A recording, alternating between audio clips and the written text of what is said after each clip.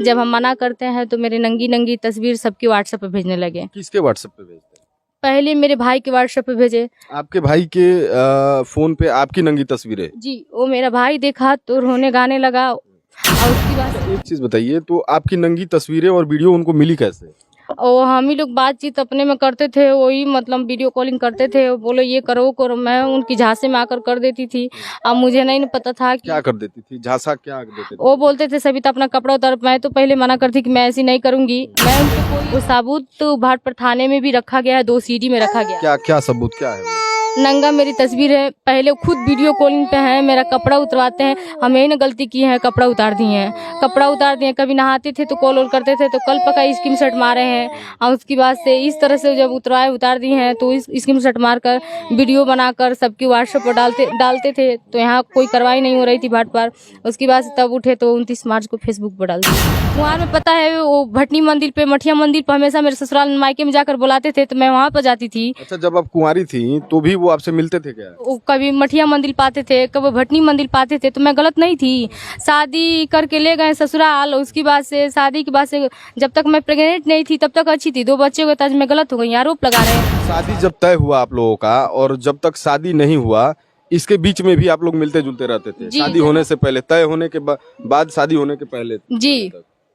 जी, शादी जब तय हो गया तो मठिया मंदिर पे जाते थे, भटनी मंदिर पे जाते थे, मेरे खेत में आ जाते थे। मेरे गांव के वो जो चाची सब हैं वो मेरे मायके वाले हैं, वो प्रूफ है कि कुंवारे पे मेरे खेत बाड़ी में वो जाते थे कि नहीं, फोन करते थे। वो मेरे ससुर मायके की बगल में उनका ममहर है। जब वहाँ पर जाते थे तो बोलते थे कहाँ हो सविता, मैं बोलती थी खेत उत में, तो पहुँच जाते थे तुरंत बाइक से। तब मैं गलत नहीं थी, तब नहीं अफेयर चला रही थी। अब 2 बच्चे की माँ हो गई तो अफेयर चला रही हूँ। नमस्कार, इस वक्त हम हैं जनपद देवरिया के भाटपारानी थाना क्षेत्र में और आप देख रहे हैं सेलेक्ट मीडिया 24 न्यूज़। हमारे साथ इस वक्त सविता जी हैं और इनकी जो कहानी है वो बड़ी दुखदाई है, क्योंकि पति पत्नी का रिश्ते में कड़वाहट भर आई है। आजकल अक्सर ये देखने को मिल रहा है कि शादी के कुछ ही दिनों बाद पति पत्नी का जो रिश्ता है उसमें कड़वाहट आ जा रही है और एक दूसरे से अलग होने लग रहे हैं लोग। इनके साथ भी कुछ ऐसा ही हुआ है। इनके दाम्पत्य जीवन में कड़वाहट भर आई है और पति पत्नी दोनों एक दूसरे पर आरोप प्रत्यारोप लगा रहे हैं और आरोप प्रत्यारोप का जो सिलसिला है वो अब घर की दहलीज से निकलकर सोशल मीडिया पर तक पहुंच चुका है और दोनों एक दूसरे पर जमकर आरोप लगा रहे हैं। क्या मामला है, आइए इन्हीं से जानते हैं। मेरे पति छोड़ के चले गए, कभी पलट कर मेरे पास नहीं आए। और उसकी बाद से जब मेरी 7 महीने के पेट में बच्ची हो गई तो बोल रहे हैं ससुराल वाले कि सब मिलके मेरे पापा से कि हम रखेंगे नहीं इसको। तो मैं सुनकर रोने लगी, बहुत ज़्यादा परेशान हो गई, घबराने लगी कि मैं लड़की लेकर कहाँ जाऊँगी। और उसके बाद से मैं अपने पापा को खुद ले जाकर देवरिया मुकदमा दर्ज करा दी। अच्छा, क्यों नहीं रखेंगे आपको, ऐसा क्यों? अरे कुछ पैसे रुपया कम था तभी तो मुकदमा हम दर्ज कराया ना। दहेज के ले जाकर मुकदमा लिखवा दिए, दहेज के लिए पीड़ित किया जा रहा था, इसी वजह से हम ले जाकर मुकदमा वहाँ दर्ज करा दिए, पापा को ले जाकर देवरिया। और उसके बाद से जब ये मेरा केस उस समय कोर्ट से तगड़ा हुआ, ये सब लोग जेल जाने वाले थे 2021 में। फिर मैं जब लड़की हो जाती है तो पुलाह पुछला कर मुझे गुजरात बुला लेते हैं मेरे पति। मैं उनकी बातें में फंस कर मैं सोची कि चलिए जाने दीजिए, अभी से कहीं सुधर जाते हैं तो ठीक है, अभी से मुझे प्यार से अच्छे से रखेंगे। फिर मैं गुजरात गई, गुजरात रहने की 7 महीना वो गुजरात अहमदाबाद से 2 घंटा लगता है सानन जाने में। सानन बस स्टैंड के पास रहती थी, वहाँ पे हजारी मैया का मंदिर है, वहाँ पे मेरे पति 7 महीना मुझे वहाँ पर रखे थे। उसके बाद से हमेशा वो पी वो कर आकर नशा करते हैं, दारू पीते हैं, गाजा पीते हैं, खाते हैं। वो मुझे बहुत मारते थे, पीटते थे। और उसके बाद से उनका मतलब कहीं अफेयर चलता था। अच्छा, आपके पति का अन्य महिलाओं से भी कुछ चक्कर है क्या? हाँ, वो मेरे पास रिकॉर्डिंग है, साबुत है। आप जानती हैं कि आपके पति का चक्कर दूसरे महिलाओं से? जी, मैं जानती थी। अभी आप उस पे उनसे बात नहीं की, रोका टोकी नहीं रोका टोकी करती थी, तभी तो मुझे बहुत मारते थे। कभी मार कर आँख फुला देते थे, कभी कपार फोड़ देते थे, अब मार पीट कर दावा विरोही कराते थे। उसके बाद से जब ज़्यादा ही परेशान कर दिए थे तो वहाँ के गुजरात पुलिस को मैं सूचना दी, वहाँ की गुजरात पुलिस आई तो मेरे पति को बंद की थी। अच्छा, आप जैसा चर्चा है, आप बता रही थी कि आपके अश्लील फोटो और वीडियोस आपके पति सोशल मीडिया पे वायरल कर रहे हैं, ये सच है क्या? देखिए, ये बात सच है कि मेरे पति पहले तो सबकी व्हाट्सएप पर डालते थे, और व्हाट्सएप पर डालने के बाद से वो किस कारण से डाल रहे हैं, मेरे पास कॉल किए हैं। जब ये लड़का मेरा हो गया तो ये नहीं पूछ रहे हैं कि सविता किस तरह से तुम्हारा लड़का हुआ, गाली वाली देने लगे। उस रात में मुझे 12 बजे रात को कॉल करके हॉस्पिटल में, तो मेरी मम्मी पूछी क्यों गाली दे रहा है, फोन इसका काट दे। तो हम काट दिया। उसके बाद से बोल रहा है कोर्ट से, मेरे पति बोल रहे हैं कोर्ट का फाइल उठा लो, नहीं तो हम तुमको चैन से रहने नहीं देंगे, जीने। और मैं चाहती थी कि मैं कोर्ट का फाइल ना उठा, मेरे पति आए, एक कोर्ट से कागज पत्र बनता है, हम दोनों पति पत्नी बनवाकर एक साथ रहे हैं।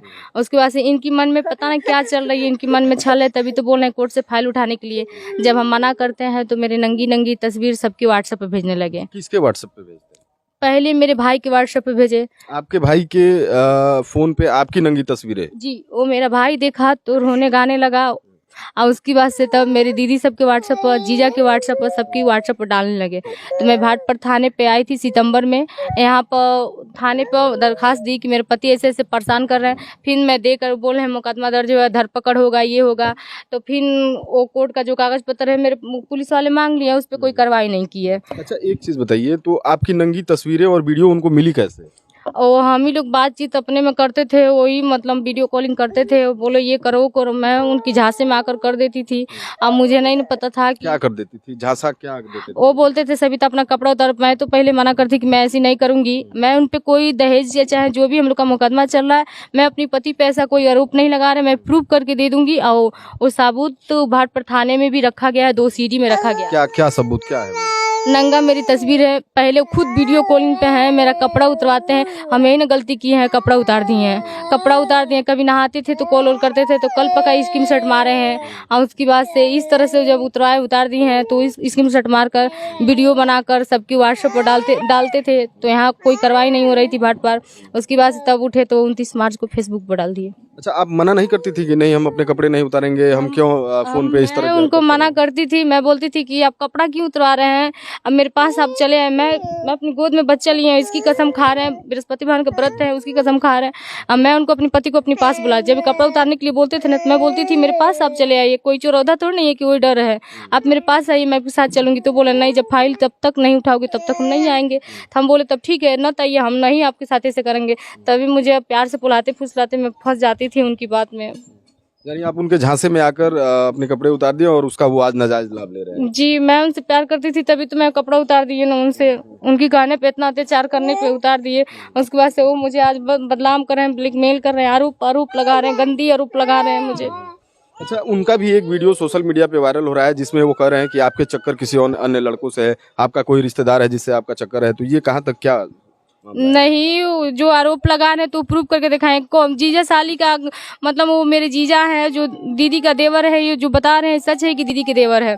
हम लोग डिगेश्वरनाथ, मेरे पूजा होने वाला था, मेरे पूरे ससुराल, दीदी के ससुराल की पूरा फैमिली गई थी, हम लोग भी गए थे, हम लोग 5 बहन गए थे, मेरी दीदी के सब कोई गया था। 4 पहिया बुक हुआ था, डिगेश्वरनाथ मंदिर पर गए हैं।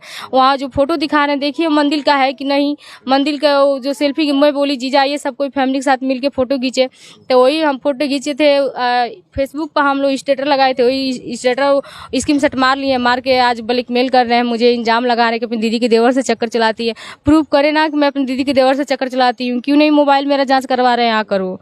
तो आप भी तो कर रही हैं कि उनका चक्कर कहीं चलता है, तो आपके पास कुछ सबूत है कि उनका चक्कर कहीं चल रहा है किसी से? मैं अपनी पति का रिकॉर्डिंग रखी, मैं वो शादी करके 2 बच्चे पैदा कर दिए तभी भी बातचीत करते थे। देखिए कुंवार पे कल गलती की है, क्या की है, मुझे उसे कोई फर्क नहीं पड़ने वाला।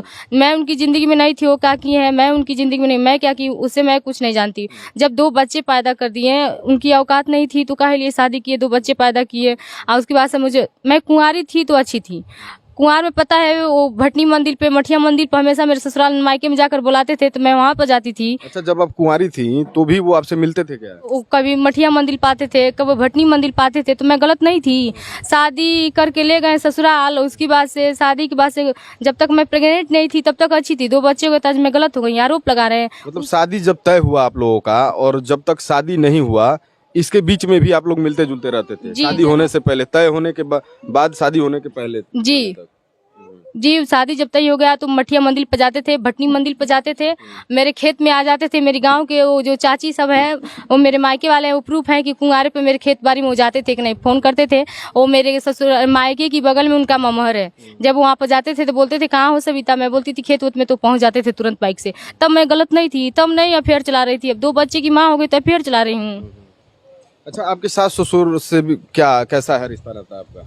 देखिए, हमारे सास ससुर है जो अपनी पत्नी, वो उनका लड़का गलती करता है, अभी हम लोग अलगा बिलगा नहीं हुए, तो हम लोग का गार्जियन तो हमारे सास ससुर है ना, उनको मना करते हैं, बोलते बताते हैं कि मम्मी पापा देखिए ऐसा ऐसा बात है। मेरे सास ससुर कोई सुनवाई नहीं कर रहे।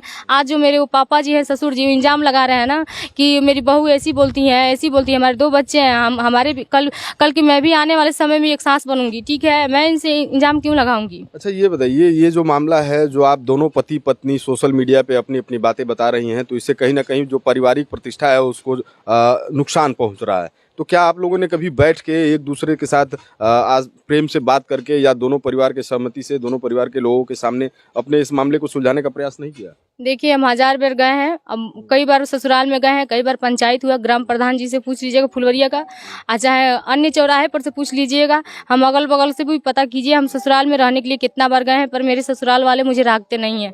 अच्छा, आप सोशल मीडिया पे आकर अपना ये बात क्यों बताने लगी? क्या मजबूरी आई कि आपको आके अपनी बातें खुल के लोगों से मीडिया के सामने बोलना पड़ा? जानते हैं, जब उस फेसबुक पर डाल दिए थे और मेरा भाट पर थाना कोई सुनवाई नहीं कर रहा था, इसीलिए एक पत्रकार भैया बैठे थे, बोले क्या बात है बहन, तो मैं बताई देखिए भैया ऐसा ऐसा है, वही जब बताए वही छाप दिए मेरा पत्रकार भैया। उसके बाद आप अपनी बातें लोगों से बताने लगे? जी, उसके बाद से मेरे पास कॉल वोल आने लगा, तो मैं खुद कॉल कर मीडिया वाले भैया लोग को बुलाने लगी। मेरा कहीं से कोई सुनवाई नहीं हो रहा था, इसीलिए मुझे मीडिया वाले भैया के हेल्प और सहारा चाहिए, इसीलिए मैं कॉल करके बोलने लगी।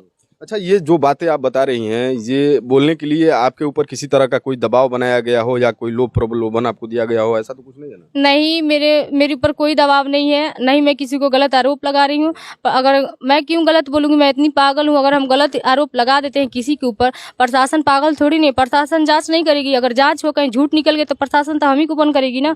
इसीलिए हम किसी को गलत आरोप नहीं लगा रहे हैं। मेरे ऊपर कोई भी मीडिया वाले भैया का प्रेशर नहीं है, और नहीं बिहार चाहे यूपी कोई भैया मेरे पर कोई दबाव नहीं डाल रहे। अच्छा, अब क्या चाहती हैं आप? मैं प्रशासन से आप क्या चाहती हैं? मैं प्रशासन से ही चाहती हूँ, गलती चाहे हम में हो चाहे मेरे पति में, चाहे सबको सजा होना चाहिए।